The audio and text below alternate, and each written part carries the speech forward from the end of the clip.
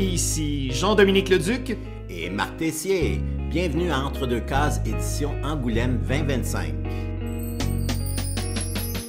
Avec cette série de balados spéciales, nous vous proposons, Marc et moi, des entrevues avec différentes participantes et différents participants de la délégation québécoise, réalisées sur place, comme si vous y étiez. Jimmy Beaulieu, salut! Salut Jean-Dominique, salut Marc. Salut Jimmy. Salut demi-Marc. Ah non, il était là au complet. Là. OK.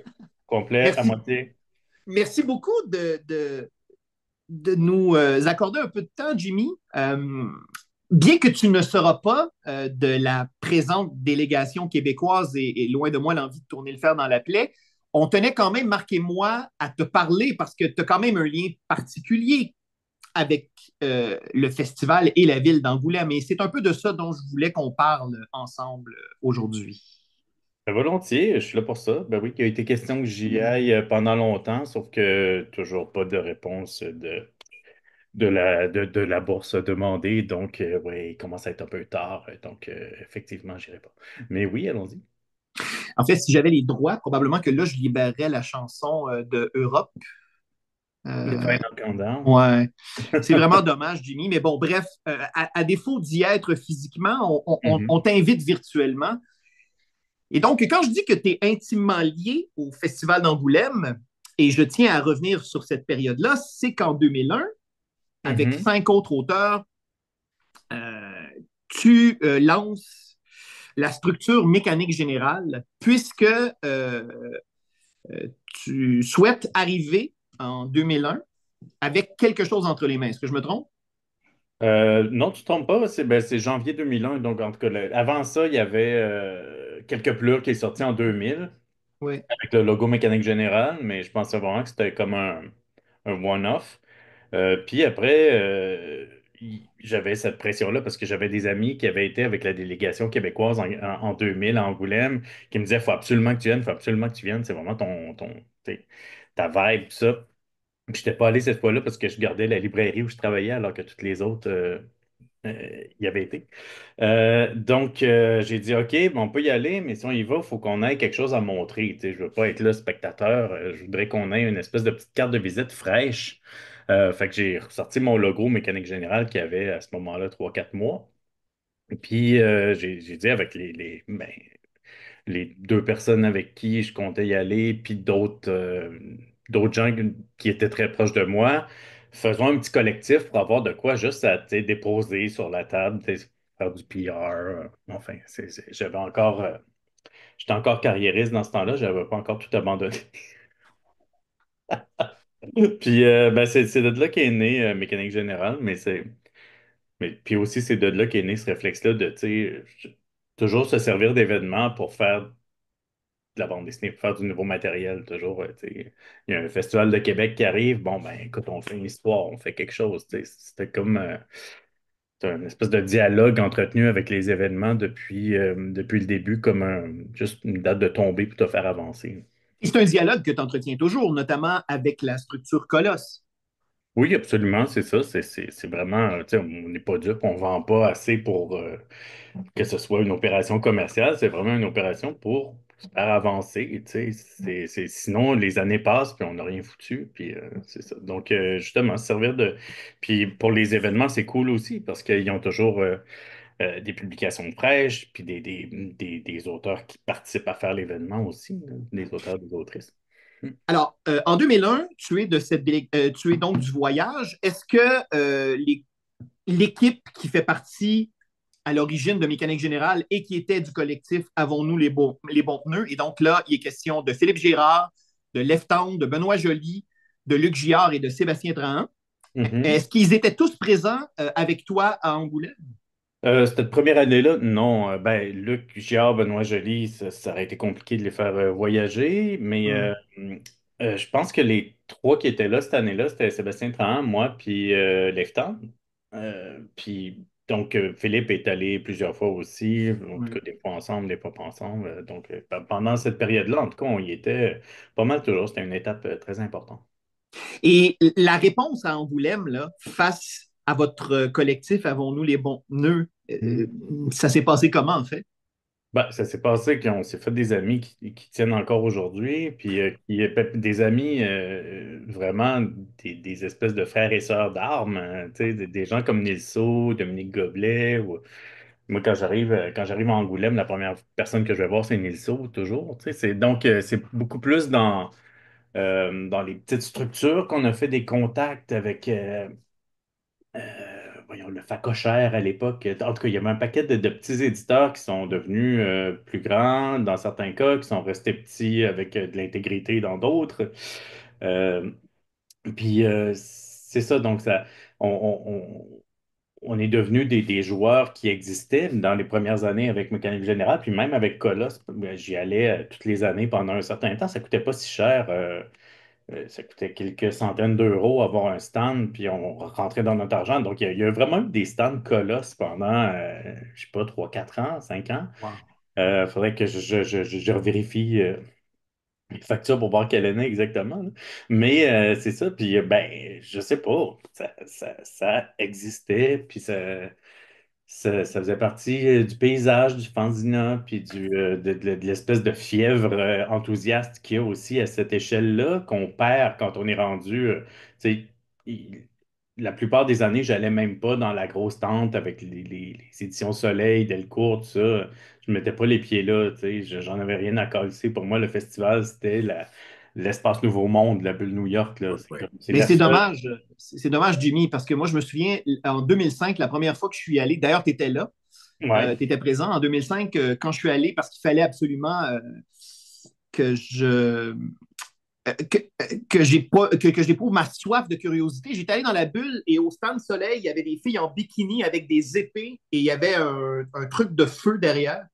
Ouais. Et bon, je cherchais le lien avec la bande dessinée autre qu'un lien consumériste, mais il en demeure pas moins que c'est le seul show Mhm. de feu et de glaive que j'ai vu de ma vie, là. Ouais, parce que Ben, moi, il mettait de la musique heavy metal tellement fort que tu n'entendais rien. Puis je me disais, comment les gens peuvent rester là? C'est insupportable, là.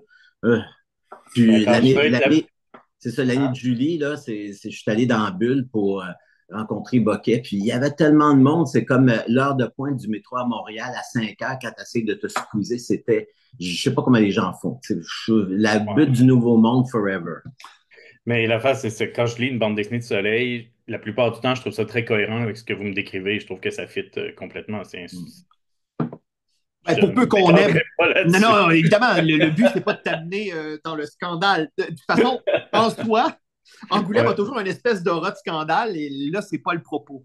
Est-ce que tu Mhm. dirais aussi, Jimmy, que tes présences répétées au Festival d'Angoulême ont grandement contribué à un réseautage avec euh, des éditeurs européens? Parce que quand même, tu as été relativement rapidement édité en Europe. Je pense à Ego Comics dans La revue, ouais. la revue, ouais.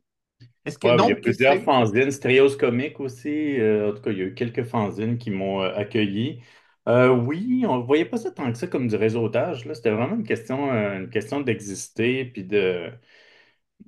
Tu sais, j'ai toujours eu une relation ambivalente avec le fait d'être publié en Europe. Tu sais, j'ai toujours tenu à ce qu'on fasse notre truc ici. Tu sais, puis le seul bouquin que j'ai publié seulement en Europe, c'est Comédie sentimentale pornographique. Puis à ce jour, je me demande si on n'aurait pas mieux fait de faire une édition pour le Québec et une édition pour la France, là. J'ai toujours vu ça comme Il y a À la quelque faveur de la chose nuit aussi. Il y a Jimmy, il y a À la faveur de la nuit aussi qui a Ah, été. c'est vrai, t'as raison. Oui, T'as oui, raison. oui. Ouais, c'est ça. Ouais. C'est ça. Donc, Mais retournant à oui. comédie Hein? pornographique, quand tu dis que tu aurais aimé ça faire une édition québécoise, parce que tu m'avais dit que les libraires avaient peur de mettre ça sur leur tablette à cause du titre. Fait que Ouais. c'est quoi, t'aurais proposé quelque chose d'autre, un autre titre, ou comment tu penses que ça aurait Ah, été non, non, différent? non. C'est juste parce que c'est juste une question économique, c'est-à-dire que on perd tellement de cash en importation de nos propres livres, c'est complètement débile. Tu sais, moi, ce livre-là, il vaut 40 pièces. À chaque fois que j'en vends un, moi, je perds 2 piastres, mon voisin perd 6 piastres à peu près. Tu sais, parce que le livre il coûte 25 euros en Europe, il coûte 40 piastres ici. Si vous faites la conversion, il y a comme une tabelle de plus qui est due Hmm. à l'importation. Puis moi, je fais mes droits d'auteur sur le 25 euros. Je fais pas mes droits d'auteur sur le 40 piastres, tu sais. Je sais pas OK. si vous comprenez, là. Le, Oui. le cash d'importation, exportation, c'est stupide de perdre ça. C'est vraiment, tu sais, on a du papier, on a des maisons d'édition, on a, tu sais, genre, hey, j'ai décroché un contrat en Europe. Oui, d'accord, mais quand tu vends ton propre livre sur ton territoire ici, tu perds du cash, puis ton voisin qui t'achète ton livre, il perd du cash aussi. Ça, c'est vraiment pas écolo non plus, là, tu sais, de, de perdre tout ça. Donc, puis aussi, ça fait un peu coloniser, là, de dire comme, oh, j'ai publié en Europe. Je sais pas. Moi, je trouve que vraiment construire quelque chose ici qui nous appartient en parallèle avec publier en Europe, puis la plupart de mes bouquins ont été faits comme ça. Il y a une version pour les deux. Ben, ça veut dire que oui, OK, je fais ma carrière, mais ce cash-là de bateau puis de douane absurde, je préfère que ce soit dans nos poches ou que tu sais, ce soit puis que le livre soit défendu par un éditeur qui est sur le territoire aussi. On s'égare peut-être un peu du sujet, mais c'est des choses qui me sont très à cœur. Ben, en fait, non, on ne s'égare pas du tout parce que quand tu parles de présence du territoire, Mhm. euh, encore là, ton lien à la ville d'Angoulême, quand on pense notamment à, Un projet domiciliaire. à ta résidence de 8 mois, de Oui. plusieurs mois en fait, à Angoulême en 2004, Mhm. dont a résulté le récit du projet domiciliaire que tu as exclusivement publié en ligne. Ouais, j'ai toujours le vague projet de le publier papier, mais à chaque fois que je le fais, je fais comme, ouf, ça presse pas. Donc Alors, oui, quelle est ta j'ai deux question? questions à poser par rapport à ça, Jimmy. Premièrement, et peut-être c'est pour le bénéfice des auditrices, des auditeurs, Mhm. la ville d'Angoulême, c'est une ville de quoi, à peu près 25 000 habitants environ? Je sais pas, j'avais lu que c'était la même affaire que Québec, 70 000. Ah bon, C'était. OK, 70 000. Bon. Et ce qu'il faut savoir, c'est que pendant le festival, là, c'est un tsunami. Là, c'est 200-250 000 personnes. Donc, le fait d'avoir vécu à Angoulême en résidence hors de la période du festival, j'imagine que tu as développé un tout autre rapport face à cette ville-là et à ses institutions. Ben oui, premièrement, c'est vraiment le fun parce que c'est normal d'être auteur de bande dessinée dans cette ville-là. Fait que quand j'ouvre un compte en banque puis je dis auteur de bande dessinée, ils me regardent pas comme mon Dieu, appeler la police, que c'est ça. Pour eux autres, il faut juste écrire auteur de bande dessinée dans le formulaire. C'est rien de très extraterrestre. J'ai beaucoup aimé cette conformité-là. C'est un espèce de X-Ville. Je ne sais pas si vous avez lu le livre Oui, X-Ville de Delano Rocks, tu sais. oui. C'est-à-dire que là, ben, la bande dessinée est respectée, c'est un art célébré, c'est un art qui a sa juste place dans le panthéon des arts. C'est assez drôle. Puis, tu sais, le musée de la bande dessinée puis l'école sont ouvertes à l'année. Euh, Fait qu'il y a toujours quand même accès à des expos, des originaux assez intéressants. Il y a toujours des causeries à la librairie du musée.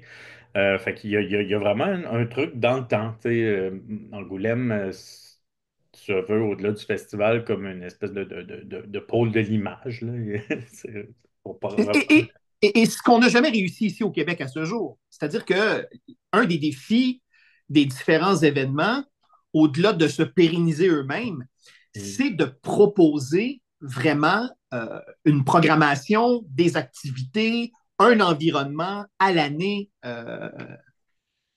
Oui, ben, je pense que tout ça se développe tranquillement pas vite, mais je sais pas, moi, je trouve que les choses ont changé quand même beaucoup depuis 2000. Là. Je trouve quand même que c'est ça, nos livres sont lus, sont appréciés, on fait partie du paysage culturel. Je pense que ça a été plus vite que ce que j'imaginais parce que quand on a commencé, les gens lisaient pas de bande dessinée, méprisaient la bande dessinée. Ils étaient même pas au courant si on parlait de bande dessinée alternative ou pour adultes. Il y avait des images qui étaient complètement loufoques, tu sais. Je trouve que ça a quand même vraiment été très bien, très vite. Il n'y a pas encore de cash relié à ça, ben. Mais au niveau de la présence, je veux dire, vraiment dans la vie des gens, tu sais, tu vas d'un appartement du chum, de la blonde, de machin, puis tu ah, tiens, il y a deux, trois livres de Rabagliati, de Catherine Oslo, de Julie Delporte, tu sais, puis ça fait juste partie de la vie des gens maintenant. Puis ça a été plus vite que toutes mes plus vives espérances. Maintenant, après ça, on peut toujours rêver de mieux. Puis c'est un peu pour ça qu'on continue. Puis c'est pour ça qu'on continue à faire du travail comme tu fais, comme ce que Marc fait, puis tout ça. C'est d'essayer de vraiment montrer que c'est spécial. Puis comme t'en parles à chaque fois qu'un auteur ou une autrice disparaît, la réaction des médias est toujours comme une mollesse un petit peu triste. Fait que, tu sais, c'est ça, il y a encore du chemin à faire, mais je sais pas, moi, je suis vraiment de verre à moitié plein avec ça. Je suis impressionné euh, que nos livres soient lus puis compris par assez de monde. Des fois, c'est 1500, 2000 personnes, mais c'est beaucoup. Quand on a lancé le premier Sputnik, on avait vendu 100 puis on était content.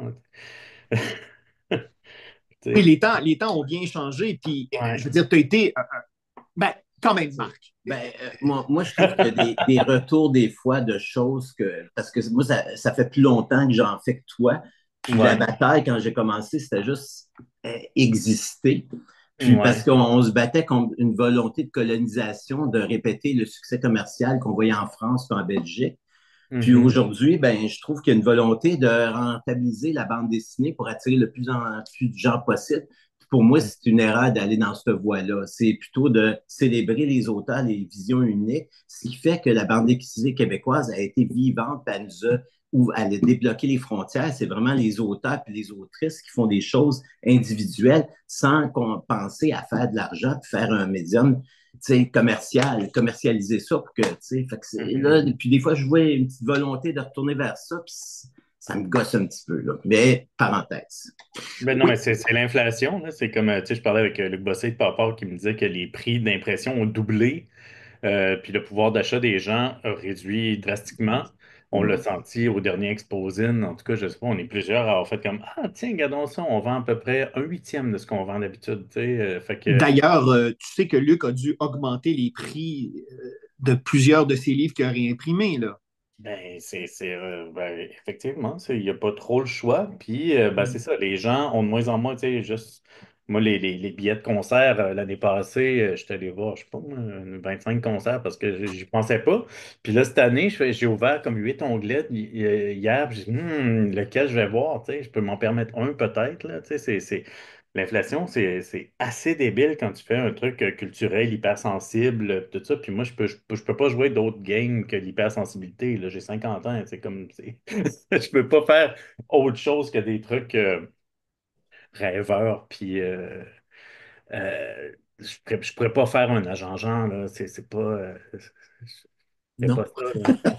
Quoique, moi, je serais très, très curieux. Un Ouais. projet de réinterprétation en une planche de la Jean-Jean par une vingtaine d'autrices et d'auteurs. Je serais très, très curieux de voir la réinterprétation de Jimmy Beaulieu. En une planche, je serais très game. En une planche, je serais très game. Mais c'est ça, je peux pas compter Ouais. sur ça pour payer le loyer. Puis ça serait pas une bonne stratégie, anyway. Comme disait Marc, euh, essayer de faire des trucs qui ressemblent aux succès commerciaux d'ailleurs, ça nous a jamais réussi, ça n'a jamais réussi à Non. personne. Jamais. Hein? Hein? Ça n'a jamais réussi.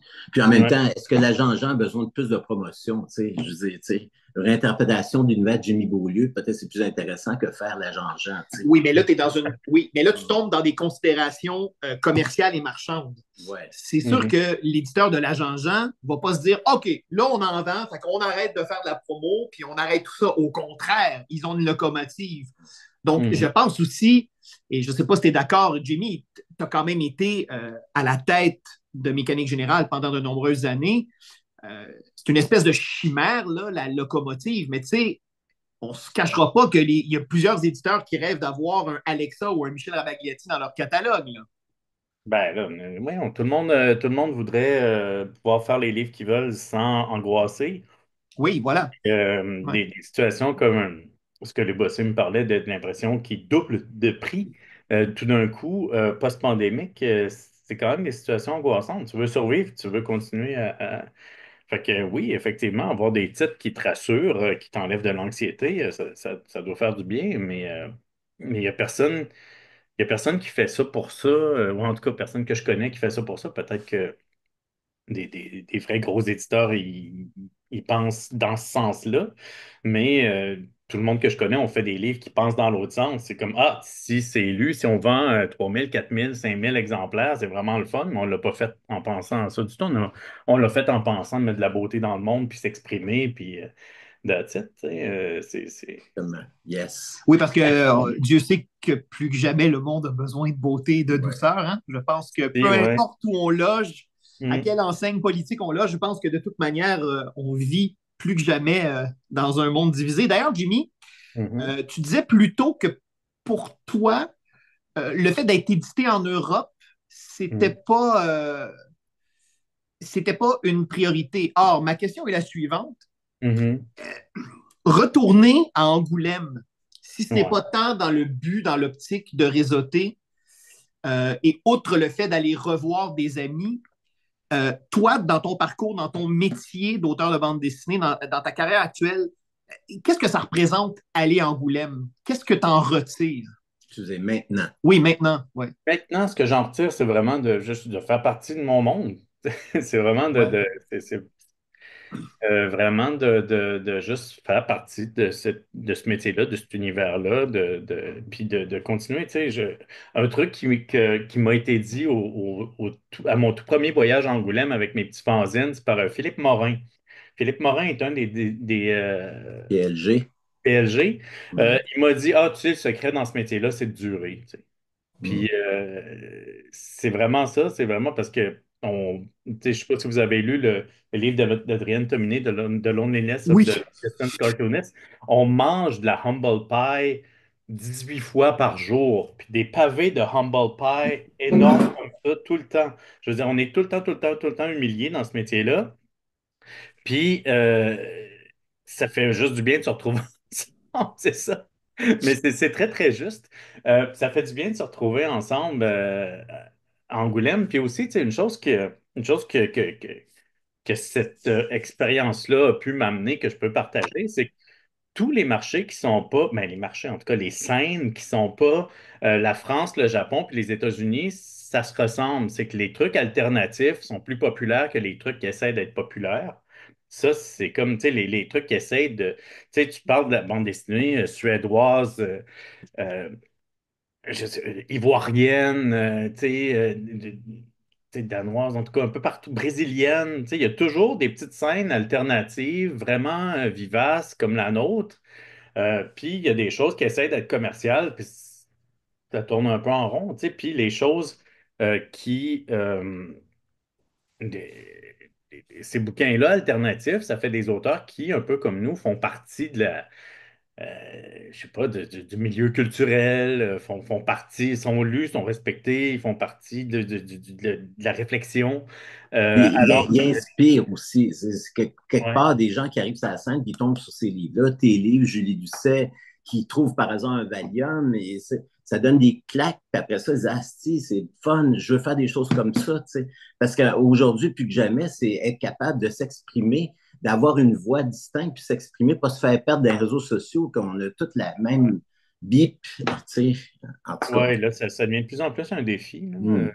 Ça devient de plus en plus un défi juste au niveau de garder sa tête, puis de le faire, puis d'être soi, puis tout ça. Hmm. Il y a beaucoup de bruit, de choses qui, en tout cas.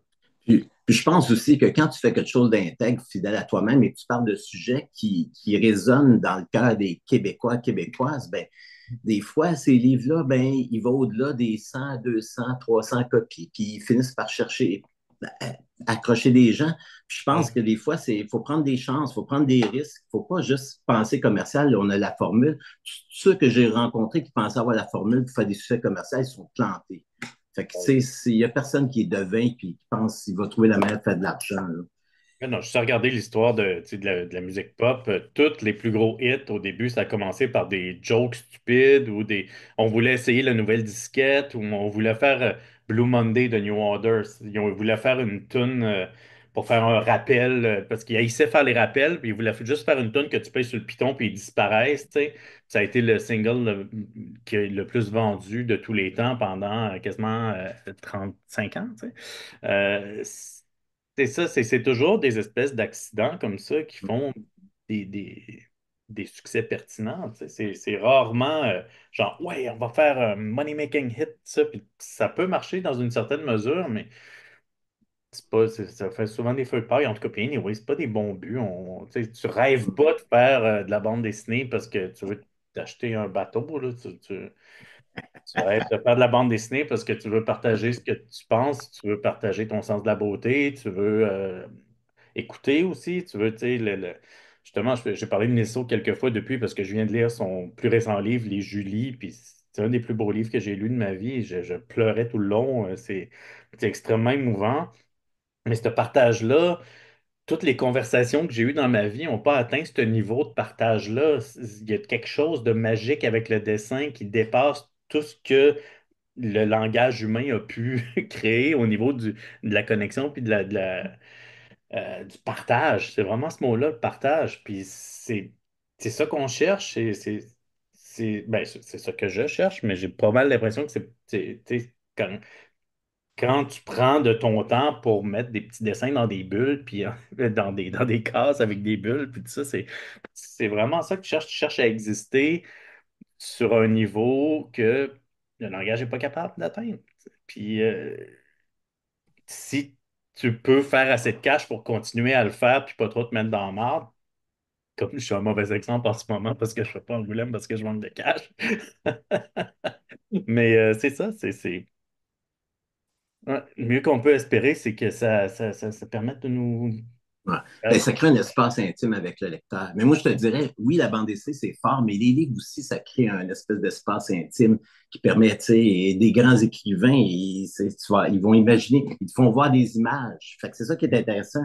Puis c'est ça, des fois, qui propulse des gens comme nous autres à faire de la bande dessinée parce qu'on voit des images, puis nous autres, on est capable de les réaliser, puis mettre des mots avec ça, puis créer un espace où le lecteur se sent avec l'auteur, il touche des affaires, des émotions qui sont véridiques. Puis ça, c'est super important pour façonner une identité, puis quelque chose qui réunit les gens, là, mais quelque chose de sain. Mhm. Tu Ben, c'est parlais ça. tu parlais de partage il y a quelques instants, Jimmy, Mhm. et j'ai l'impression aussi qu'au niveau du partage, euh, il y a un lien à faire avec ton séjour en tant que résident à la Maison des auteurs d'Angoulême, puisque tu as partagé ton espace avec Fabrice No et Xavier Mussa. Hey. En relisant ton projet domiciliaire, j'ai vraiment l'impression, et corrige-moi si je me trompe, que ça a été cette résidence-là et d'être au contact de ces auteurs-là. Je pense que ça a été un moment quand même assez important dans ta carrière, non? Oh oui, ça a été majeur, absolument, parce que, ben, je suis quelqu'un de timide, je suis quelqu'un qui doute beaucoup. Puis avec eux autres, j'ai vraiment vu qu'on pouvait, tu sais, comme, tu sais, se camper tu sais, ce qu'on a à dire, ça peut être solide, puis ça va nous permettre d'aller plus loin, d'avoir cette solidité-là, tu sais, d'avoir de pas toujours être en position d'écoute, de curiosité, mais d'être comme, OK, là, c'est le moment où je fais mon truc. Il y a quelque chose puis aussi cette solidité-là n'empêche pas la sensibilité, n'empêche pas l'écoute, n'empêche pas. Tu sais, il y a comme un truc de posture artistique dont j'avais très peu d'exemples à ce moment-là au Québec. Là. Euh, une espèce de validité intérieure. Tu sais, alors que un truc en France que je ressens, c'est très abstrait ce que je vais dire là, mais c'est comme un peu plus normal d'être artiste qu'au Québec. T'sais, au Québec, c'est quand même. Je veux dire, quand tu arrives à l'aéroport, tu vas dans le dépanneur, le Relay, puis il y a un étalage des prix Goncourt. Dans les provisoires, tu n'as pas un étalage de collection Gallimard blanche dans les couche-tard. Fait que, tu sais, ça- ici, ça fait moins partie de la vie d'être un artiste, de faire quelque chose de culturel. C'est encore un peu weirdo, tu sais. Euh, un truc que je dis souvent, c'est que quand tu vas à l'épicerie, même les paquets de biscuits me disent que j'ai tort de faire de la bande dessinée. Tu sais, on dirait que tout autour de moi, les poteaux, tout me dit que j'ai tort de faire de la bande dessinée ici, alors qu'en France, c'est comme, ah oui, c'est ça que tu fais, good, tant mieux pour good for you. Tu sais, il y a comme une espèce de validité, puis de le vivre au quotidien avec ces deux dudes-là qui représentent assez bien. assez bien ça, cette, cette installation, disons, dans leur identité d'artiste, qui est pas comme, ah oui, c'est un hobby, c'est un hobby, c'est un hobby. Ici, c'est comme toujours comme, je sais pas, c'était vraiment épeurant dans ce temps-là. Ça l'est moins aujourd'hui. Justement, on a fait du chemin, mais dans ce temps-là, c'était comme, oui, oui, je fais de la bande dessinée. C'est comme, c'était dur à assumer. Que pour moi, il y a dans le projet domiciliaire l'artiste que tu es. Il y a une affirmation au niveau de ta pratique autobiographique. Il y a une affirmation au niveau de ton approche du dessin, et là, j'utilise les guillemets libidineux. Mm. Il y a aussi, on sent poindre le militant, on sent poindre l'homme qui réfléchit à son métier, qui réfléchit à ce que c'est la bande dessinée, et donc ultimement aussi le pédagogue. Donc j'ai l'impression vraiment que cette résidence-là était euh, le catalyseur du Jimmy 2.0. Pas tard, pas tard, parce que ça a vraiment. C'est ça, ça a été une tempête de validation, puis de me faire voir que c'était possible. Puis, tu sais, la Maison des auteurs, j'avais ces deux Français-là à côté de moi, mais j'avais aussi tout le monde dans le reste de la maison qui venait de la Réunion, qui venait d'Espagne, qui venait d'Asie. Tu sais, on avait vraiment une diversité. Puis il y avait Richard Maguire aussi qui était là, qui a fait Here. Puis c'est drôle parce que j'écoutais souvent, il faisait partie d'un groupe qui s'appelle Liquid Liquid que j'écoutais, que j'adorais, tu sais. Mais on n'a jamais parlé de musique parce que je savais pas qu'il était dans ce band-là pendant qu'on se parlait à tous les jours. Je l'ai appris plus tard. J'ai fait comme, ah, quoi, on aurait pu parler de la scène No Wave new-yorkaise ensemble. En tout cas, bref, une autre parenthèse. Mais je sais pas, j'ai vu que il y a plein de monde qui était dans le même bateau que moi, puis qu'on avait juste à tenir notre bout, faire notre trou, puis, tu sais, durer, comme disait Philippe Morin, continuer, puis rester intègre, puis ça se pouvait que ça se passe bien. Alors moi, tu sais ce que je nous souhaite, Jimmy? Je nous souhaite qu'un jour, et je le sais euh, que les artistes sont généralement réticents à sortir leurs vieux travaux, mais Mhm. pour avoir relu le projet domiciliaire, moi, j'aimerais bien que ce soit édité un jour. J'aimerais que les gens aient accès à ça parce que je trouve que c'est riche d'informations, parce qu'on voit un artiste se construire sous nos yeux, parce qu'on le voit s'interroger, parce qu'on le voit être une éponge, hein, parce que c'est ça un artiste au final. L'artiste absorbe les choses. Puis il filtre. Voilà. Donc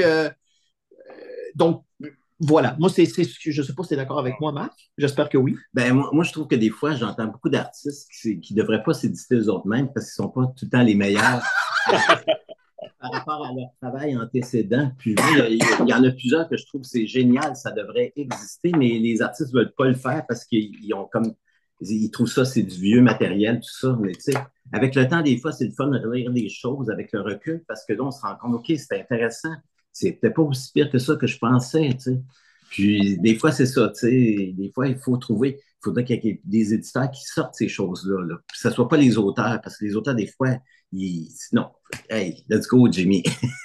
Non, mais c'est jamais jeté dans ma tête. C'est juste que je trouve ça, des fois, enfin, je veux dire, de mon point de vue, je le trouve un peu démodé, des fois. Tu sais, ça fait un peu. Mais en même temps, il y a des beaux dessins dedans. Oui, puis je veux dire, ultimement, on est toujours les plus mauvais juges Mhm. de notre travail. Euh, Je sais pas. voilà. Peut-être on n'est pas tout le temps les meilleurs juges, pas les plus mauvais juges. Ouais, Ouais, ben ça, c'est mon côté extrême. Ouais. ouais, c'est ça, mais écoute, moi, j'ai pensé longtemps à en faire un petit genre 200 exemplaires Colosse, puis that's it, au moins ça existe, là. Puis ça se peut fort bien que ça existe un jour, mais ben, quoi que là, c'est ça, c'est le 20e anniversaire en ce moment, mais tant que je C'est vrai, pourrais y déjà. penser. Ouais. Alors, ben, peut-être on pourrait se laisser là-dessus. Les festivités du 20e anniversaire, il y aura quoi au menu, Jimmy?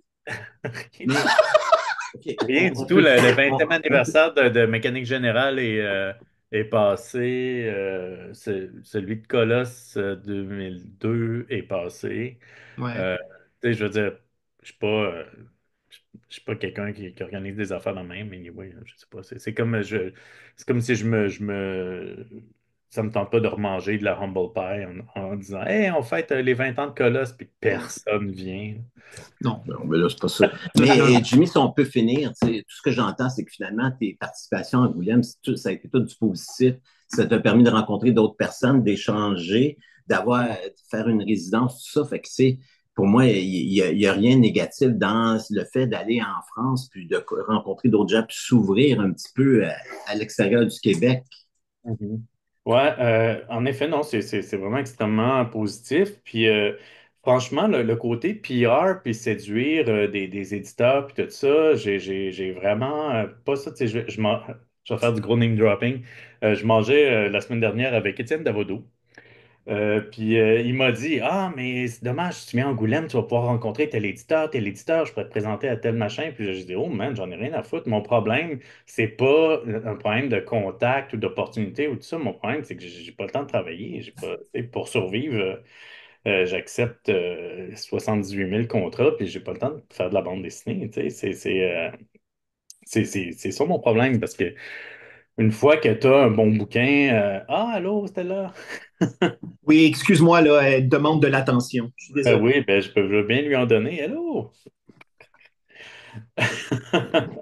Mais c'est ça, tu sais, je pense que ce serait pas mon objectif premier. Mon objectif premier, c'est vraiment d'aller là-bas. C'est vraiment pour défendre mon bouquin aussi. Tu sais, là. J'en ai des complexes. Ça n'a pas été, a pas eu de vie en Europe à date.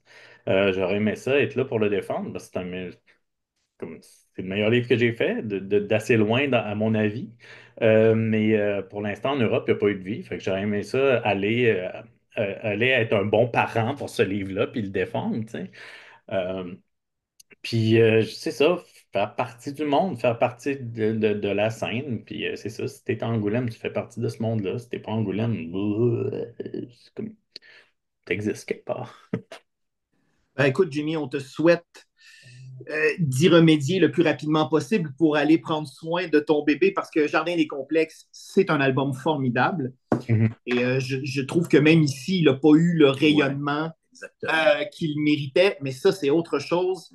Et c'est un point de vue que tu partages, n'est-ce pas, Marc? Tu as intérêt. Donc, On essaie, on fait notre mieux, puis le mieux que puisse faire, c'est de faire des bons livres. Là. C'est ça qui est dur, c'est ça qui est un combat permanent de trouver le temps de faire des bons livres. c'est la grâce qu'on te souhaite et qu'on nous souhaite à nous aussi, puisqu'on est des fidèles lecteurs. On vise toute la même chose, Jimmy, puis on travaille. Oui, travaille. Exactement, exactement. Ben, Jimmy Beaulieu, merci beaucoup d'être passé au balado. Ben, merci de m'avoir invité, reçu avec autant d'égards. Et tu as les salutations officielles de ma petite chienne Stella. Ah, d'accord, je laisse. Indicatif sonore, Xavier Pinchot. Pour suivre notre couverture du Festival Angoulême édition 2025, rendez-vous au jean-dominique-leduc.ca/tribune au pluriel, /catégorie au pluriel, /Angoulême-2025. Certes, c'est long, mais ça vaut le coup.